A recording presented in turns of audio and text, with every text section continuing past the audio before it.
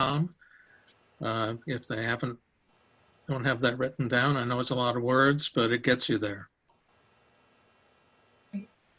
So without further ado, Nancy Alexander. Oh, well, hi. Thank you for having me again. It's been a couple of months, I think, since we were last together. So I appreciate you having me back, and I hope this finds you all well and that your family is safe and healthy with things still going on out there. So today, what I want to do is talk about movement.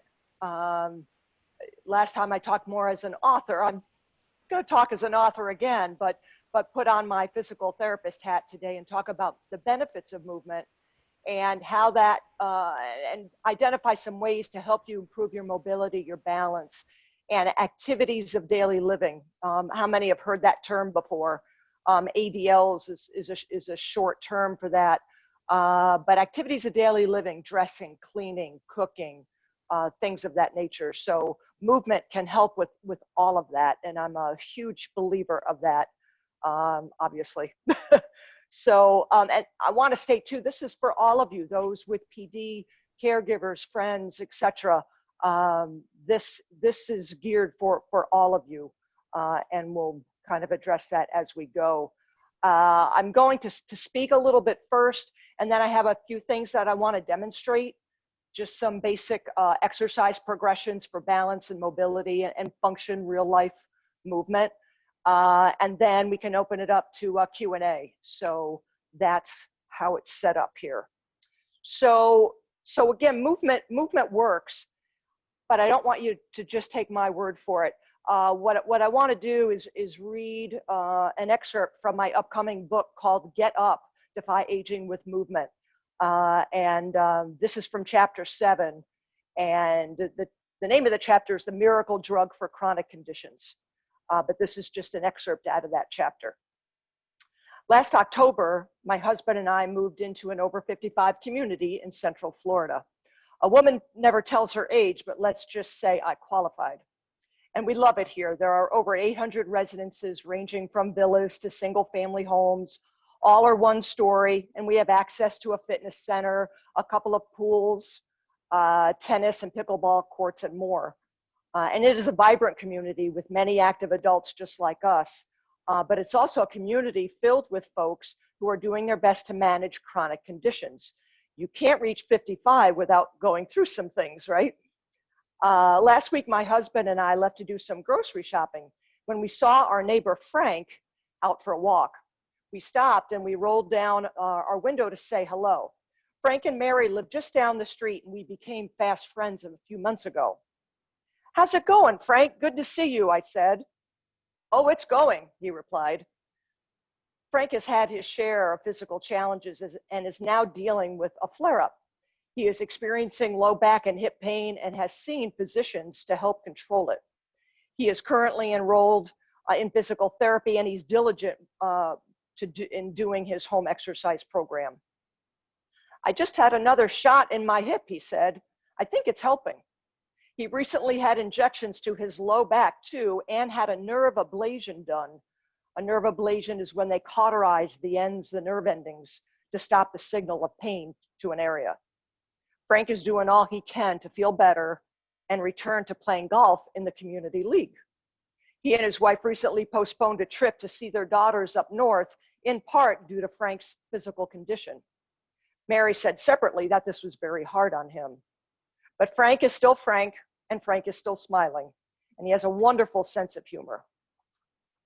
"They tricked us," he said. "They really did. Who said these years are golden?" Right? I wish I had $1 for every time I've heard that from my patients over the years. These golden years aren't so golden, they would say.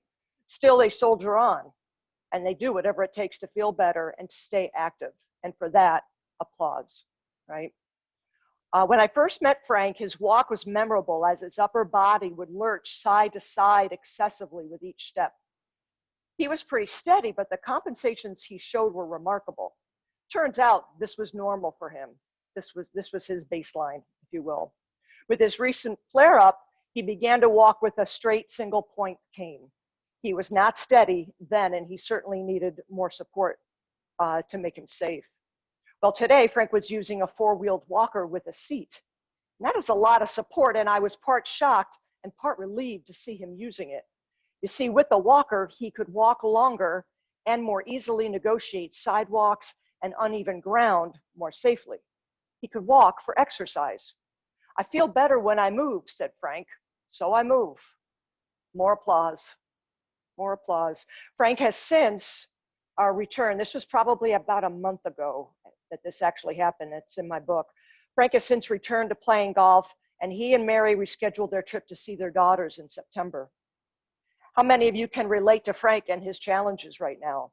We all have our demons, don't we? We have our physical ailments that that need attention, and typically they bring along emotional challenges with them too.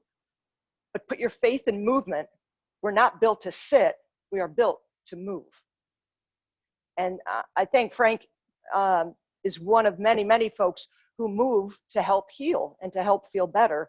And it works, for the most part. So that's a bit about Frank. You know, I met one of my neighbors.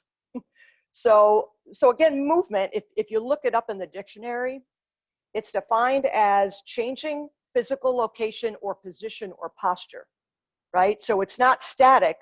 I could sit here and not move, but that's just static. That's being in one place. But as soon as I move my arms, I move my head, I turn my head, there's movement, there's a change in position, a change in posture. And it can take many forms. Those are just some basic forms, but movement, right, can also be walking and swimming, golf, pickleball, tennis, just some things.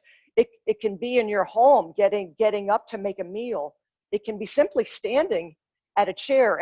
Everybody has their own level of movement, and that's okay. That's what matters to you. And so we need to respect that and see what we can do with that. And some people can't move at all, right? Through no fault of their own. But today's conversation is really for those who can move. And that's a broad definition, and I'll explain more in a little bit. But consider movement a gift, a privilege, an honor, right? If you've had it taken away from you, you know what that means. And I encourage you to just preserve what you have. Improve it certainly if you can, and you can. I'll discuss ways to do that, but preserve it as best you can at the very least. And exercise is a form of movement. So I think of movement as different things. Like I said, maybe getting up, just standing, getting up, moving. But exercise is a way to move. It might be considered more purposeful, if you will, right? And we'll go into that piece in a little bit. The other thing that's really important is movement is functional. It's real life. That was drilled into us in PT school. We have to make it functional, and we have to make it relevant. It's just so important. It's necessary to live the life we want. And I think if you invest in it, the returns come. Just like a bank account. Just, you put money away and watch it grow, watch your reserves grow. Every time you exercise, you're putting money in your body bank, if you will. You're investing in yourself, and the returns will come as a result. So you might think we can live richly in terms of being able to do the things we want to do, having our independence. That to me is real wealth, right? Health is wealth, if you will. And I want to make the point that your body is the means to your dreams. It's the means to your life. Without the body and without your movement, it's compromised. And so we don't want it to be compromised. We want to maximize what we have. So movement and exercise can help in other ways too. And this I think of more in the physical therapy realm, but it can decrease pain. What we do in physical therapy can decrease pain. It can be from modalities, and by that I mean even a hot, a cold pack, Stamma TENS unit. You may be familiar with that. But exercise can also decrease pain. I know that personally, as I have a condition called spondylolisthesis. It's I guess you could say a deformity at my low back where my vertebrae don't line up right. I have one vertebrae forward of the one below it. and it's something I have to manage. It's actually one of the main reasons I became a physical therapist a long time ago. But I know enough of my body now to say that if I start feeling some pain in my low back with certain activities, I know I need to stretch. I know I'm tight. And believe it or not, I can be in pain and do my stretching routine and get up without pain.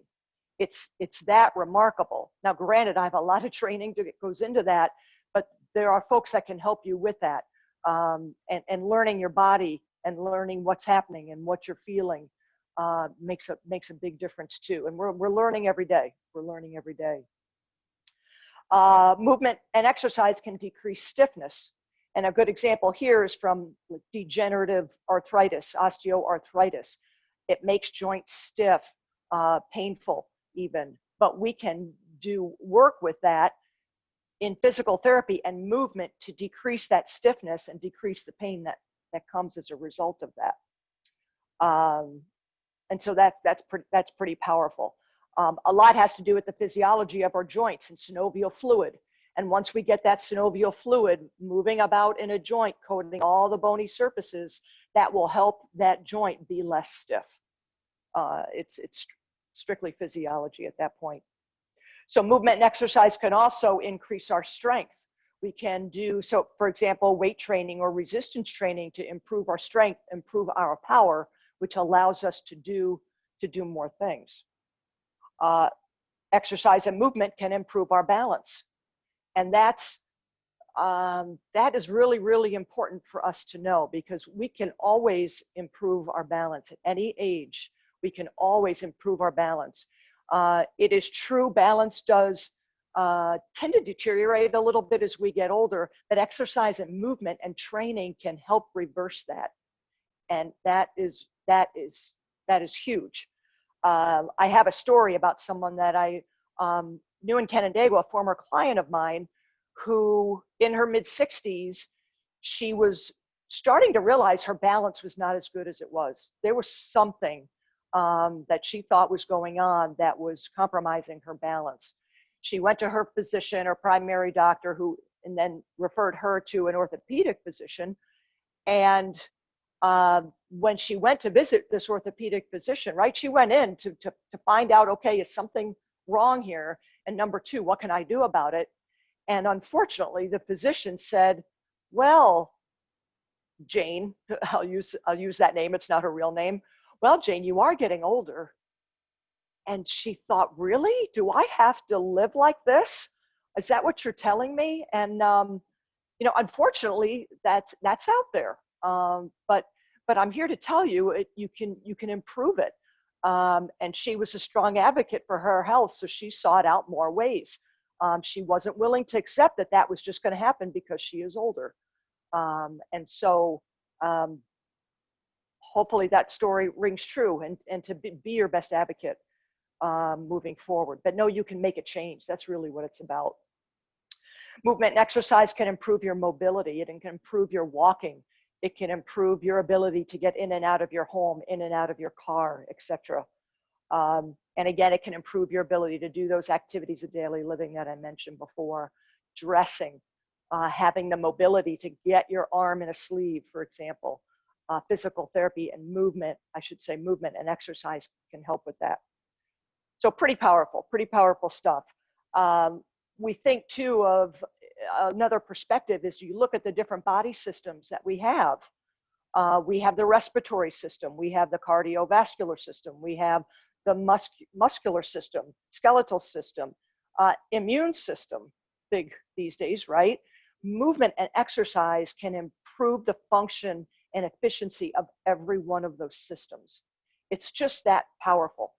And so I just can't say enough of it, right? And an immune system with our pandemic and such, it is so important. And that's something we can take control of, is improving our immune system and being more resistant to conditions and diseases that are out in the community. And movement and exercise can help you do that. Movement can even improve mental health. If you think about mood, it can help improve your mood. It can help improve your energy level. Years ago, I was a trainer at the YMCA, and probably more often than not, the biggest thing I heard when I was meeting someone for the first time is, I have no energy. I need to get moving. And so this movement and exercise would actually give them more energy. And that's a proven point as well. Again, a lot of this, it's not just opinion. It's backed by research, and I'm happy to steer folks to those to that information should you want it. But movement is medicine. Movement is your fountain of youth. And what's beautiful too is you can decide how you move. You can decide what you want to do, right? There's so much within your power, and that's another message I want to give to you today. There's so much within your power, regardless of your starting point, wherever you are right now, to move. And just activities for movement. For those who don't care to, do a lot of exercise, move. If you have a pet, you have a dog, walk the dog, right? Household cleaning and maintenance, not very glamorous, but you're moving, and you're working on your flexibility and your strength as you do that. Gardening, lawn care, perhaps some of you like to garden, get out in the garden. Just taking a walk in the neighborhood, our neighbor, right? Frank is an example of that. Even cooking, different things. We'll talk about other things. Think about that too, in terms of this, and in our Q&A a little bit later. What are some ways you like to move? What are some ways that maybe you have found a way to do that recently? Because I would hope that by sharing, others might learn from what you've learned, and that might help them, or at least give them an idea of something they hadn't thought of before. So let's circle back to that later during the Q&A. But we all have the opportunity to move, and trust me when I say I've been practicing physical therapy for 25 years now. I've seen a lot of folks and what it's done when they didn't move. But if we want to keep it on the positive, I've also seen the effects of folks who do move. And I would like you to focus on what you can do. And again, movement can mean different things to different people. But just as an example, this was a long time ago, but I was working in home care at the time, and I was treating a woman in Canandaigua in her mid-70s who suffered from post-polio syndrome. And if you're aware of that, it's those lingering effects later that had to do with having polio as a child.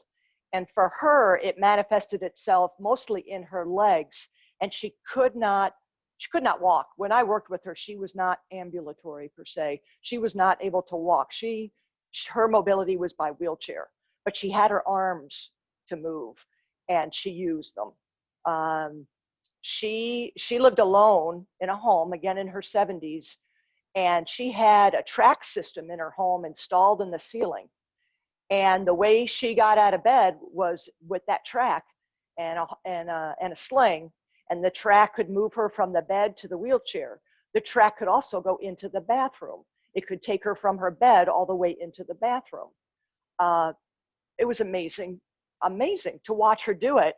And she just didn't take no for an answer. She's like, I'm going to live my life. I'm going to do this, and this is how. So equipment can help you, right? She was unable, like I say, to walk. She had a wheelchair. She had a manual wheelchair in her home. So she was out there wheeling herself because she wanted to keep her arms real strong. I can't remember why I was seeing her at that point in time, but her determination was remarkable. And when I say you can move, there's a broad definition of how you can move. So, seek out resources, seek out, information from your physician. Maybe you have a physical therapist or occupational therapist that you've worked with on a regular basis. They're your resource. They would be honored to help you through anything, that's going on currently. So again, pretty remarkable. And remember that you can improve your strength, you can improve your balance every day of your life. Age is not an excuse when it comes to that. Again, please consult your physician, certainly, if you're starting anything new, because what they can do is look at your past medical history and come up with a safe way to approach that movement that you're after. So if we go to exercise, so I'm going to focus in on exercise a little bit. It's exercise, especially in the physical therapy world, it's structured and it's purposeful. It has meaning to it, and that needs to happen, right? But some principles to keep in mind, I've identified 2 here as you move forward and think about how you want to move. And number 1 is specificity, the principle of specificity. And what that basically says, it's simple but often overlooked, is if you want to get good at a certain activity, you need to do that activity. Again, pretty simple, right? But the way it can translate is if you want to work on your balance, on your standing balance, on your feet balance, you may not want to spend a whole lot of time laying down doing some exercises. True, that may help get you there. However, at some point in that program, if you want to be better at walking, you need to walk. You need to be on your feet and challenging yourself in that position. It needs to be specific. You could take this all the way to an elite athlete who, I just watched a hockey game last night, right? So if you want to get good at hockey, you're not going to swim all day, every day, right? You need to be specific. You need to practice what you want to do. There are other things you may enjoy and be a reason for doing it. Absolutely. There may be other things that help get you to that point. So it can include other things, but it must include something specific to what you want to work on. If you want to improve your endurance,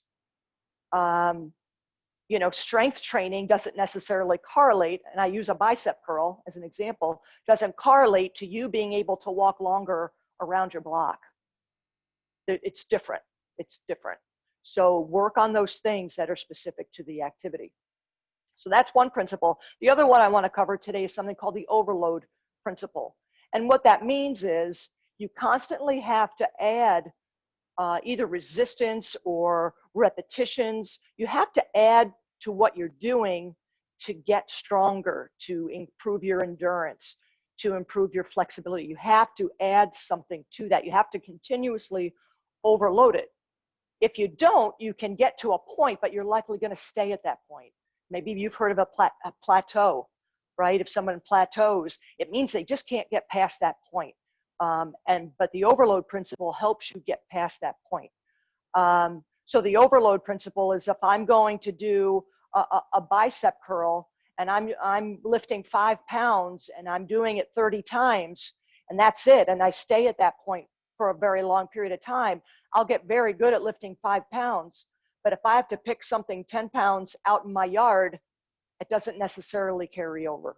You have to keep increasing. You have to keep increasing, always keeping your end goal in mind. So you have to overload. So repetitions, etc. Okay. So again, exercise should have a purpose. It should be functional. It should be goal oriented. All right. And it should be your goals. If you're visiting with a therapist or someone, make sure your goals are part of that conversation, because they should be. That would be disrespect if they weren't. So make sure that your goals are being understood about that. So with that, I'm going to kind of funnel it down a little bit. So we have movement, we have exercise. I'm going to now just bring up some examples of exercise, particularly with folks with PD, that have been shown to be very, very beneficial. And I know you know some of these. Some of them you may not realize. The first one, I think Tony Petrucci just spoke with y'all just a month ago, maybe, about Tai Chi. And Tai Chi is a wonderful, wonderful exercise to help improve your balance, to improve your mobility. My understanding is you need to be able to do certain things to do it safely. And that might depend on the level. Again, Tony's the expert on that. I admittedly am not. I've never taught it. But that is something that is worth considering. Yoga, very, very common, very popular with all folks, but in particular with Parkinson's disease, can help improve that range of motion and improve your strength. Pilates exercise. Has anybody heard the word Pilates before? Maybe some of you had. I'm seeing, yep, shaking the head. So Pilates is based on a kind of a core strengthening, core stabilization model. And what I have found, and what the research, some of the research has found, is that core strength and core stabilization is very important for fall prevention, and really should be considered part of a program if that's where your focus is. The core, right, between the shoulders and the hips, and those muscles that attach at those areas are fair game in terms of strengthening and stability. That core is that, the trunk is that foundation, so that your arms and legs, if my core is really loose, boy, I can't really control my arms very well, but if I have a stable foundation, I can control my arms with much better accuracy and much better efficacy. So the core is that stable foundation. Weight training. Weight training is also wonderful for increasing strength and increasing your power as well. Very important, and you might consider this, is that strength is a major contributor to your balance. You have to have the strength and muscle control, for example, to catch your balance, right? So strength is a very, very important component of that, and that's something I'm going to demonstrate in just a little bit. But weight training can be very valuable. I saw a gentleman here with his Rock Steady Boxing t-shirt on, right? So boxing, non-contact boxing, Rock Steady Boxing, wonderful, wonderful way for you to practice your movement and enhance your movement, enhance the quality of the movement, the speed of the movement, etc. Wonderful, wonderful programs out there. LSBT Big, that's something that I know I'm certified for that, to teach that and to instruct folks on that. I know Thompson Hospital has a couple of folks there who are also certified. LSBT Big, has anybody gone through that program, just by show of hands? Yeah, a couple folks. Wonderful, wonderful, right? So the thinking with LSBT Big and the story behind it is that amplitude, how much you move, right? You move big, can help with your normal mobility in a number of ways. Number one, it kind of resets your perception of what normal movement is, right? So movement can get smaller in some respects, a smaller step, shuffling, right? The shuffling gait, for example. But with amplitude, if you can help with that amplitude and get big with your motions, it not only helps that, but it helps the size of your movement and your perception of it. And it can help with that shuffling. It can help with the festination, the freezing as well.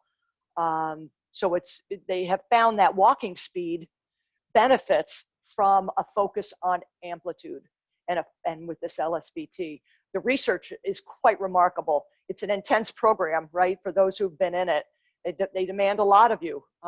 4 times a week for 4 weeks, work at home as well. And if that's something that you can do and stay true to the program, it's really quite beneficial. The earlier the stage, in other words, the sooner you're diagnosed, the better. They have found also with that participation and its effect. But pretty remarkable of that. And if you want me to show you a couple examples of those, let me know in the Q&A, and I can do that as well. So some other exercise options. The Canandaigua YMCA, I was thrilled that I was able to help kind of get that programming off the ground a couple of years ago, and they do such wonderful things there. And I hear they're opening. I think partially they're open, but I think that's coming up. You know, there's it won't be easy, right? It won't be easy on their part to get things open and for folks to feel comfortable with that. But it's a step in the right direction. But you know, in that realm, community classes can be a wonderful resource for you. On the flip side, you have virtual options. You know, we're meeting today virtually. I've been teaching virtual classes since last May. I think I started May, June, through Oasis Rochester. And I'll be doing another series of exercises, 3 different classes starting in September. And that's a wonderful alternative because, you know, in the absence of getting out and going and attending classes and seeing others, at least there's a way to keep moving, which we need to do, so important, especially when we're inside more. We need to keep moving and we can have that connection with others, which is so important for us.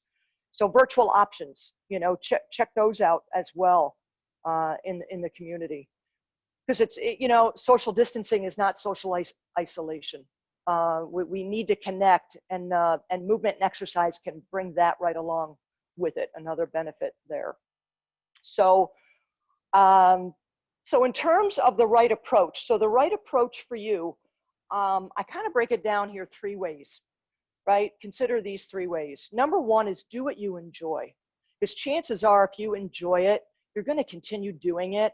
And that's really what makes things happen and makes that, that long-lasting effect for your strength and your mobility, right? Putting money in the bank. It's putting money in the bank, putting money in your body bank.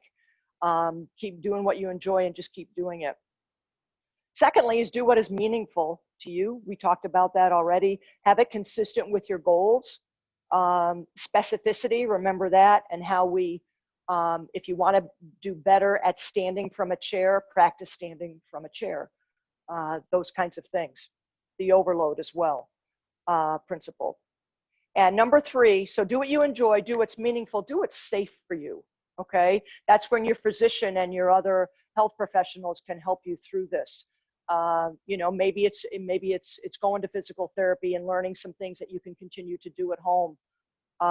It's important that you be safe doing these, and that's premier important, more than anything. So as my book is titled, Get Up, right? Leading a sedentary life is not in our best interests. You may have heard the term sitting is the new smoking. There's some truth to that, right? We want to keep moving because our life will be more vibrant and we'll be able to do those things that we enjoy. Health is wealth, right? So in that realm, what I'd like to do, and maybe Pat and Trish, are you okay if I demonstrate a couple of things here, and then we can go to Q&A, and if there's anything else you want to see? Is that okay? All right, very good. So what I want to do is demonstrate 2 things in particular. One is a way to work on sitting and to sit to stand better. It's probably a progression that I've used many times, and it's a really effective and probably quite safe way to do this. Okay, so I'm going to show it to you, and I think you can see me in my chair. I think you can. Let's try that. So here I'm in my chair, right? So for example, say I'm having trouble standing from a chair. This is just my dining room chair from the other room, but maybe I'm having trouble standing.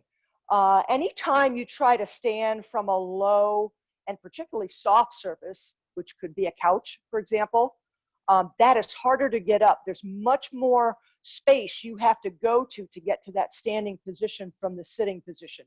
But if we decrease that space a little bit, we can make it easier to do. So an example of that is using a pillow. I have this AirX pillow that I use, but what I can do here is put that on my chair, and now I've raised my surface up. And now I am higher when I start, which is going to make it easier for me to stand. I don't have as far to go, right? So anytime your hips are higher than your knees, that's a good thing, okay? If you're in a chair where your hips are lower than your knees, that is much more difficult to stand, okay? So having the hips higher is better in that regard. It's also better for posture. In other words, we have those natural curves in our back. By having our hips a little bit higher, we can help preserve those natural curves, keep them intact, and that helps us with back pain and back conditions. So now if I'm on a raised surface, what I can do is stand and sit, and perhaps I can do it without holding on, and because I've raised myself up, it's easier and therefore repeatable. So I can make it an exercise training program, right? So we can stand and sit and repeat and stand and sit and continue to work those muscles and to get them stronger. This is working on those big, big muscles we have, our quads, our hams, our glutes, those big muscle groups. We're helping them to get stronger. And what could be more functional than standing from a chair, right? A nice way to do this too is having the chair backed out from the table. The table is right here. There's a safety consideration here, and you can be up in case you lose your balance. You can hold on to that table, right? So that's one real nice way to improve sit to stand with exercise. Now, granted, depending on what you have in your home, you might need some multiple surfaces, maybe a couple of pillows, right? So the way you could progress that is, say you're working on sit to stand, and you can do 20, maybe even 30 in a row, and your form is still good. I'm doing pretty good. Well, then I can now lower the chair a little bit and continue to work on it, right? So if we take one pillow out, RX out, I now have that strength to help me from a lower position. I may not be able to do as many, right? If I was doing 30 before, if I've really made a change here, I may be able to do 10. But you can do 10. If that's your starting point, that's your new starting point, and you can continue to work on that and get stronger and get stronger. And this motion too is so important. Maybe you have stairs in your home, right? What's the movement? It's coming up and pushing off. Granted, it's one leg at a time, but you're working that. You know, maybe you're out in the community and you've got a curb that all of a sudden you have to negotiate. That same kind of motion can help with that, right? So functional, it's functional, and it's a progression. You can progress yourself from a I call a high perch, even sometimes a high perch, and just keep lowering it down, and you'll get stronger as a result. Okay. Again, a bit about safety. If you want to back your chair up, in other words, if the chair has a tendency to slip on you, you can back it up against a wall or even some substantial furniture, depends on what you have and all of that. But you want to stabilize that chair. So this is a credenza back here. I put this sheet on it so you can see me better against it. But if I back this up, there's no way I'm going to move that. There's no way I'm going to move that chair. It's just a safety consideration, right? And so that again is so important. And you know, think of it this way too. If you say you're able to stand, but there's some compensations occurring, and one of the biggest compensations I see is when people stand and they lock their calves against the chair, right? Do you know what I mean by that? So if you're here and now I'm up, but boy, I'm locking it down back here. I'm making sure that chair is right up against me because I'm a little unsteady, okay? You may not have fallen, but you are a perfect candidate to start working on the sit to stand, okay? You do not want to have to rely on that chair and those calves and what that chair is going to do once you stand. That's just a little warning sign there, okay? So, but you can work on it. That's the key. You can work on it. You can. There are ways to do it. One more demo. How am I doing on time here? Am I doing okay? Thumbs up if I am. Okay, good. Thank you, Alexis. One more balance training I want to show you. I'm going to put this to the side. And again, we'll talk safety here in a minute. But if I'm going to show. See if I can do my best to show all of me. So if I want to work on balance, standing balance, one way I will start, one progression that I will work with is how far apart your feet are. Okay, so normal stance would be your feet underneath your hips, underneath your shoulders, right? So with that, I might start statically standing, and with that say, okay, now can you turn your head? Can you turn your head side to side and keep your balance? Okay, if that's okay, if you're doing pretty well with that, I'm going to then try to narrow the base of support. Now, if I had any concerns, I may not go all the way till the feet are together. I may split the difference, go half as far. But then if I can get to feet together, arms at your side, in other words, they're not holding on to anything else, and I can still turn my head and even look up. Whoop, little sway, right? Our eyes give us feedback in space in terms of our position sense. I can see the walls, I can see what's around me, and that gives me a sense of where I am. Once I start changing my gaze, and you probably know what's next, closing your eyes. Once I start doing that, I have to rely on internal systems to keep me balanced, and if I lose my balance, to correct it. And that's where a lot of balance training is really worthwhile, because you can make that better. You can improve those systems, right? So for here, if I wanted to, I don't know if you can see me real well, but if I close my eyes, you might see me sway. I'm feeling it. I know I'm swaying. So my eyes are closed and I've got a little more sway. That's actually normal. That's perfectly normal to see that. But if I were to, all of a sudden really lose it in any direction, forward, back, to the side, then that's something that we would work on. A little bit of sway is going to happen, right? So when we do our balance training, we can progress things with our base of support. If we start at a normal base of support, we can decrease that. And that's going to challenge us. It's going to make us more tippy, right? If our feet are together, then our feet are apart. Secondly, our gaze, our vision. We can modify that to challenge and train those inner systems to help us, number one, keep us where we are. But if we lose it a little bit, we're going to know how to correct it. We're going to know how to correct it. So just some, again, pretty standard fare in terms of sit to stand and balance. Now, what I did today with the standing balance was considered static balance. There's also dynamic balance. And this might be sidestepping, right? So movement, right? We're putting movement to it. It can be sidestepping. It can be walking forward and backwards. And a kitchen counter is a great way to do this because you have something that you can hold on to.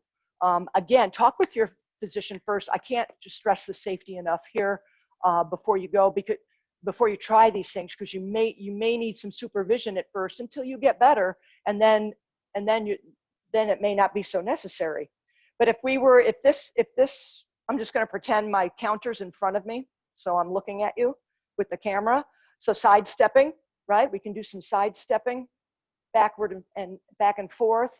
You want to go both ways because chances are there's one way that's worse than another. So you want to address that both ways. You want to make sure your feet are pointing straight ahead, okay? And remember our gaze. Our gaze lesson happens here too. When we're unsure of ourselves, we use our eyes, don't we? We look down. We look down at that gravel driveway. We look down at that lawn because we don't know if that's going to be uneven a little bit. We want to know where we're stepping. And in real life, do it, because that is safe, and that is so important. When we're training, again, under the supervision of a therapist or another professional, we're going to challenge that a little bit. So if I'm going to do some sidestepping and I'm looking down, a progression would be just to look up more of the time, right? Try to look up, just look straight ahead. Not up as in up at the ceiling, but just straight ahead, and just try to look straight ahead and do the same event, same exercise. So sidestepping, the size of the step can matter. You can progress it that way too. So there's just a lot of ways to do that. Dynamic balance, again, along a counter, you could walk forward and also walk backwards. When you walk forward, the cue, the thing that you should think in your mind is having the heel strike the ground first. And then you come to that flat foot and then you roll off the toe, the back toe, right? So think of that heel strike going forward. When going backwards, the toes, you want the toes to land first, then the flat foot, okay? What is really kind of neat with this is that going backwards, number one, it's hard. You can't, you're not looking where you're going. It's more challenging for sure. But the technique helps you walk forward better. In other words, just that focus on the heel landing forward first and the toes landing forward back helps to normalize the gait where we have a good heel strike and a good toe off. It happens automatically. Kind of one of my favorite things there too, to work on. So again, just some examples, some of the very, very common things that we work on for physical therapy when needed for the balance and the mobility, right? In our activities of daily living, like I said. So that is what I have. I want to thank you all again so much for having me back. I hope I've helped. I hope there's something that you learned here today. Even sometimes a review can just help reinforce something. So I really do hope that this has helped you in some regard. And I'll ask too if there's anything people have in terms of questions, or if they want me to demonstrate anything else. I'm happy to do that in the time we have left. So should I be looking at?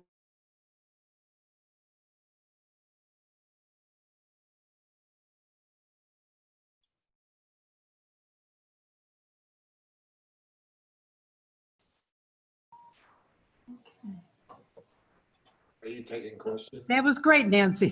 Thank Yes, thank you. you. Okay. We have questions? I have a question. You have to unmute yourself. On the, I got it. Thank you. Thanks very Okay. much. Yeah, someone had a question? Yes, yes, over here, Dave. yeah, I have a question. It's sort of related to just what you were talking about Speak up, honey. now, and that has to do with freezing. Mm-hmm.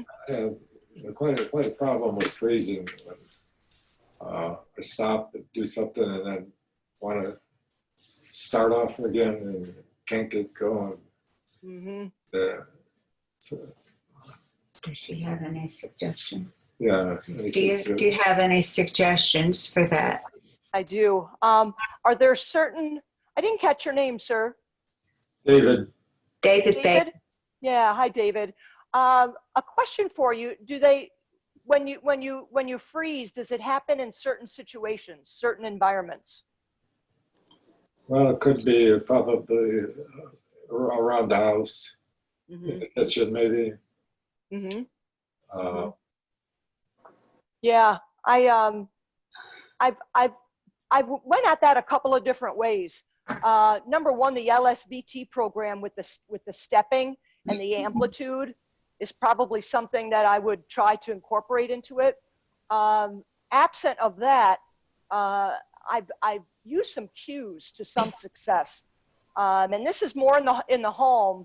I had this was years ago when I was working in home care. I had a gentleman who would freeze, but mostly it was in doorways, right? Anytime it got narrow, yeah, that he would freeze.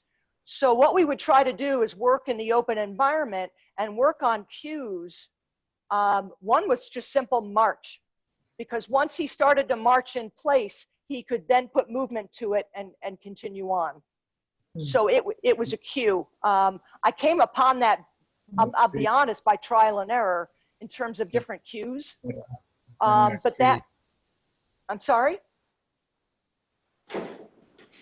Your microphone is on. Sorry. Yeah. But that is something that I've had some success with. But again, like with the LSVT big, I'd like to know, like the Rock Steady Boxing, if there's if someone can speak to anything in particular to that program to address that. I just don't know enough, but I'm sure that there's something there with that as well. Yeah, the LSVT big is really helpful. And I've noticed as I haven't been doing some of those exercises, I've gotten worse. So I got to go back and start doing those things again. Yeah, it takes continuous attention to it, doesn't it? And they can do even what they call a tune-up.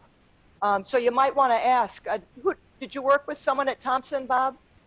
No, I worked with a girl at Rock Steady Boxing. Oh, okay. Oh, okay. Yeah, Robin. Yeah. Robin. Yeah. I would ask her because I do know that they have, you know, tune-ups for someone who has been through the program before. Maybe it's not, you know, the full gamut, but it's focused in on maybe areas of concern for you, and therefore more applicable. That's So. Nancy, I have, this is Gail Shellman. I have Gail? two points.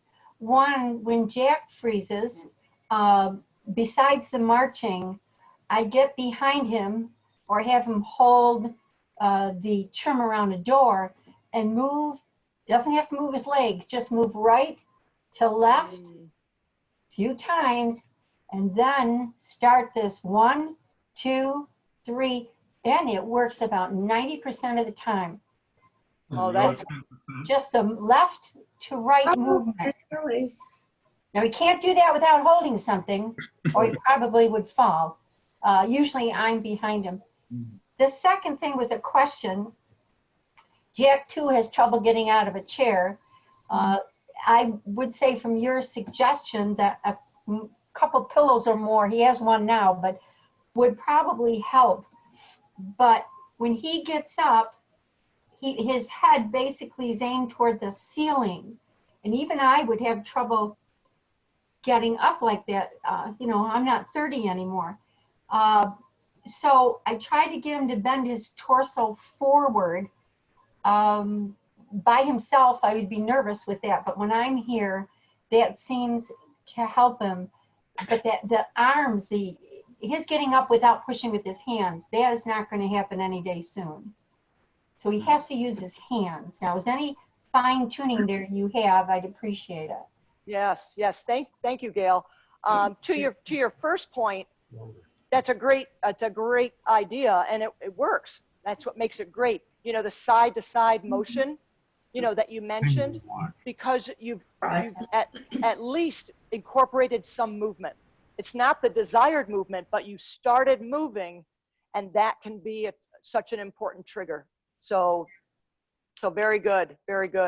Another great thing to try there. In terms of the sitting and the standing and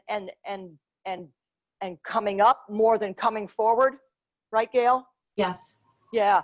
So one thing I've done with that is I've actually done an exercise.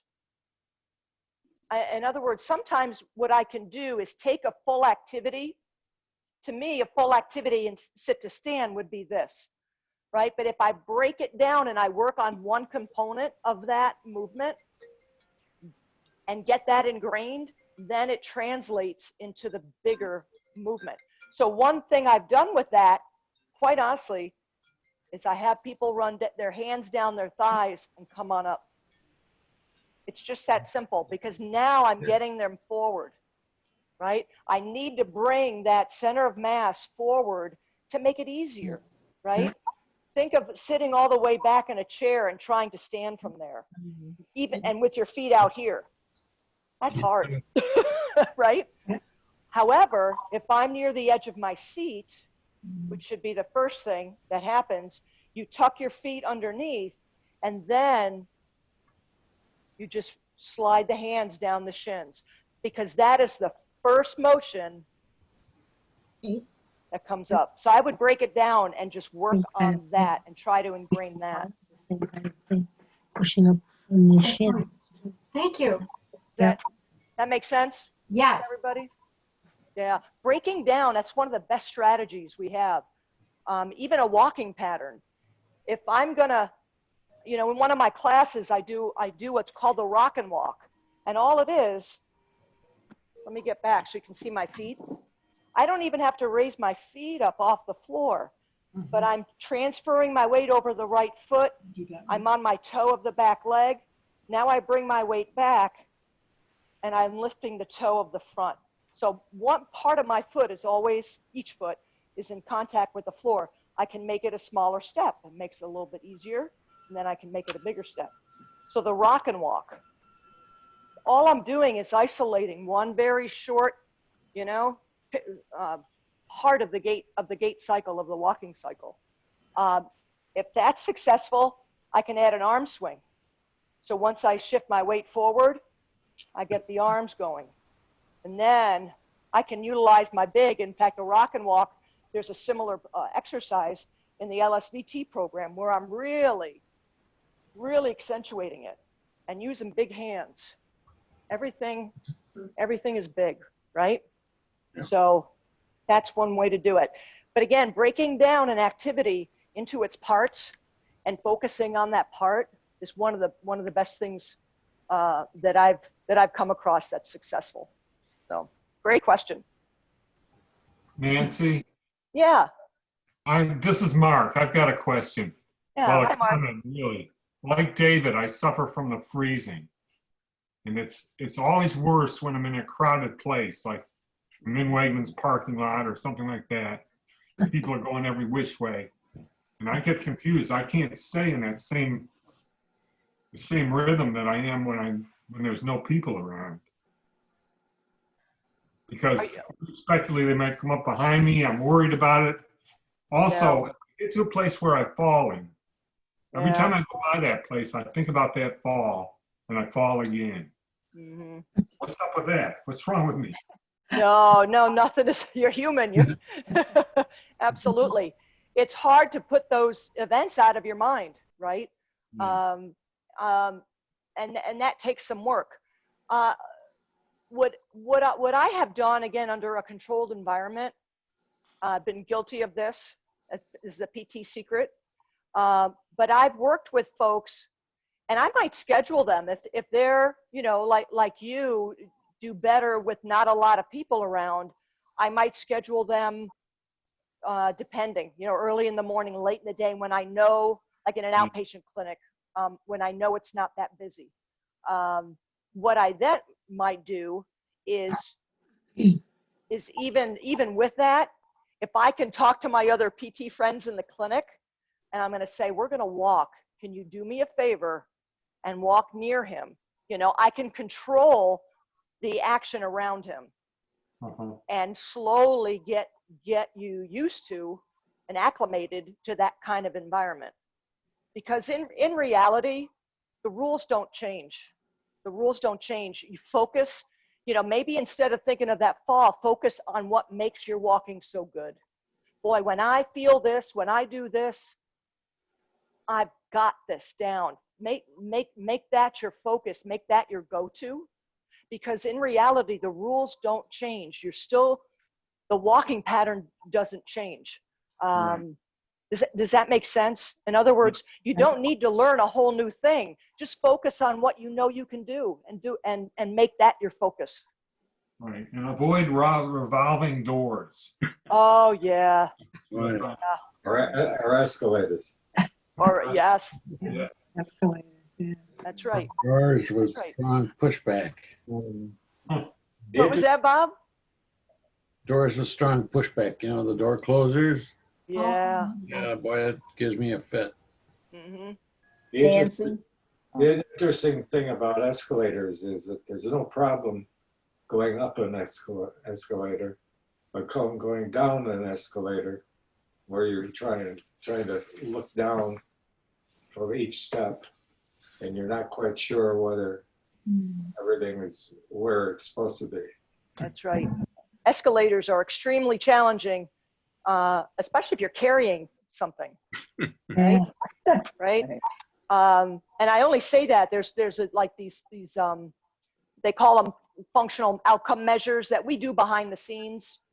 You might even get a survey of that and have to answer that question, but that's usually one of the hardest things. It's like one of the last questions they ask. It's very hard. It's very hard. And if you don't do it, you typically find escalators in cities, I think, more than rural areas. So if it's not something you routinely do, there's that, part of the equation as well. So, yeah, very good. Nancy, Yeah. another thing that Robin has found is the walking sticks are really great for people to keep their balance and learn how to walk with, Yes. without falling. Yes, they're wonderful. They really are. Is that something you're using, Linda? That's something we used this morning even. Very good. Do you use And then one we- or two? I use both of them. Everybody uses both. You also have different ones depending on your ability. Mhm. One is putting it down, each one. The other is you get better.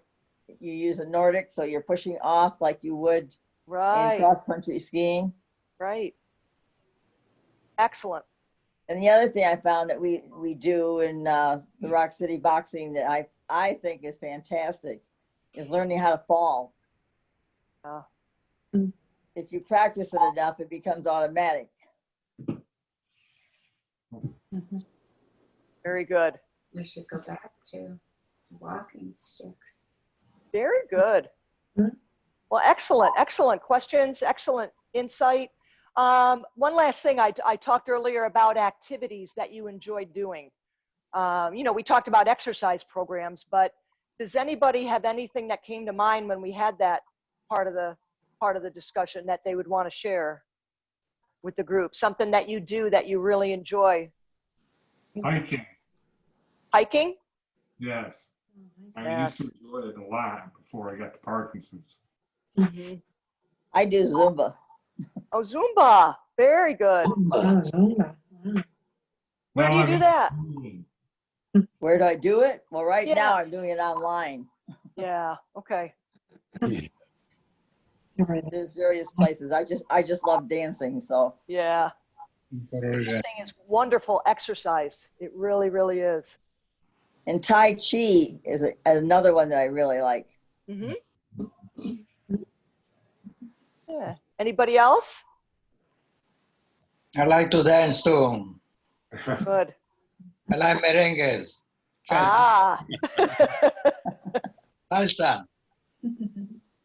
Very nice. Very nice. Well, very good. Very good. I've enjoyed this today. Again, I hope you learned even just one new piece of information that helps you move forward. So if there's anything I can do for you, if I can be of any resource to you, I know Pat and Gail have my contact information, but I hope you'll consider me a resource moving forward. So This may sound funny, but another place where I found is practicing getting up is off the toilet without using your hands. yes. Yeah. Or Hey. raised feet. Yeah. Yep. Hey, you got to use what's available to you. That's right. Right. Very good. Well, thanks, everybody. Thank you. Thanks, Nancy. Thank you. Thank you. You're